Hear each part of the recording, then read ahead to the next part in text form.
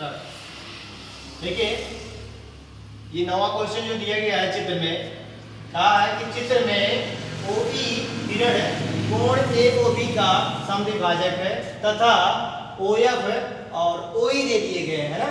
यहाँ पर OF OE की विपरीत किरण है, तो हमें क्या कर देना है, सिद्ध करना है कि कोण FOB इक्वल है किसके, कोण FOA के। तो इसके लिए हम क्या करेंगे, सबसे पहली बात तो हम यहाँ से जो दिया हुआ आंकड़ा है उसको हम क्या कर देंगे, लिख देंगे। उसके लिए हम कहेंगे दिया है किरण OE जो दिया गया है वो कोण AOB के समद्विभाजक है।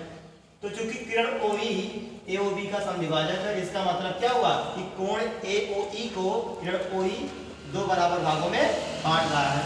यहाँ पर फिगर दिया है, इस फिगर से स्पष्ट हो रहा है कि किरण OE ये क्या कर रहा है, कोण AOB को दो बराबर भागों में बांट रहा है। समद्विभाजक का मतलब समान दो भागों में विभाजित करता है। तो इसलिए जो दो कोण बन रहे हैं वो दोनों कोण आपस में बराबर होंगे, अर्थात कोण BOE बराबर किसके, कोण AOE के।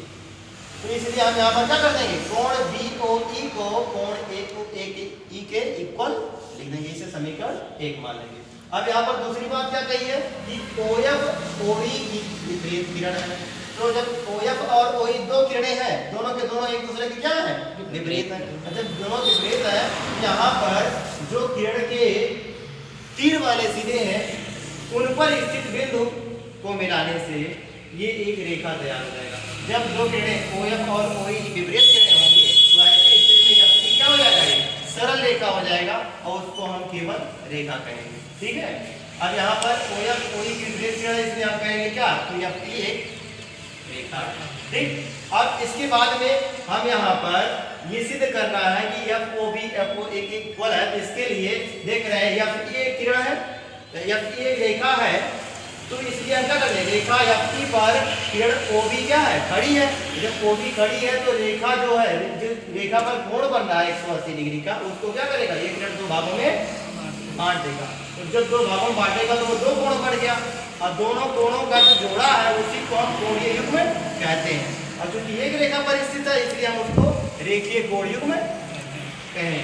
तो यहाँ पर ये रेखीय कोण युग्म जो होगा वो 180 डिग्री का होता है, इसलिए इन दोनों कोणों का कितना होगा, 180 डिग्री। तो यहाँ पर यही बात हम लिखेंगे, किरण OB रेखा FE पर खड़ी है, इसलिए यहाँ पर जो दो कोण बन रहे हैं किरण OA के कारण इस पर, उनका योग कितना होगा, 180 डिग्री।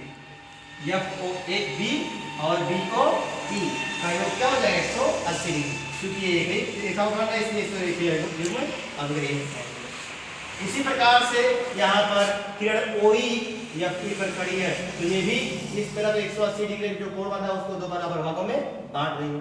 तो ये दोनों कोण क्या हो जाएंगे, रेखीय युग्म कोण हो जाएंगे। इसलिए कोण FOA और कोण AOE का योग कितना हो जाएगा, 180 डिग्री। इसको समीकरण 2 माना, इसको इसी प्रकार समीकरण 3 मान लो।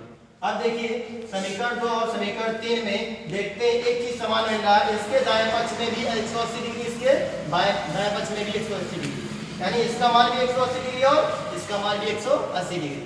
इसलिए दोनों का मान बराबर है, तो दोनों को हम बराबर दिखा सकते हैं। समीकरण 2 और समीकरण 3 की तुलना करके हम इसके दोनों बाएं पक्षों को क्या कर देंगे, बराबर कर देंगे, क्योंकि दोनों के मान क्या है, 100, इसलिए दोनों बराबर हो जाएंगे। अब हम समीकरण 1 में देख रहे हैं कि BOE AOE के इक्वल है, इसलिए हम यहाँ पर BOE के जगह पर हम क्या रख देंगे, AOE रख देंगे, और वो वैसे नोट कर देते हैं। अब देखते हैं इस तरफ भी AOE प्लस में है, इस तरफ भी AOE प्लस में है। अब हम AOE की अगर इस तरफ ले जाते हैं तो उस तरफ जाके क्या हो जाएगा, माइनस हो जाएगा। इसलिए हम क्या करेंगे, यहाँ पर जब इस तरफ जाएगा माइनस हो जाएगा, तो ये और ये दोनों एक दूसरे से कैंसिल हो जाएंगे, कट जाएंगे। अब यहाँ बचेगा क्या, कोण FOB इक्वल हो जाएगा किसके, कोण FOA के। यही हमें प्रूफ करना था इस प्रकार से। ठीक है, ओके।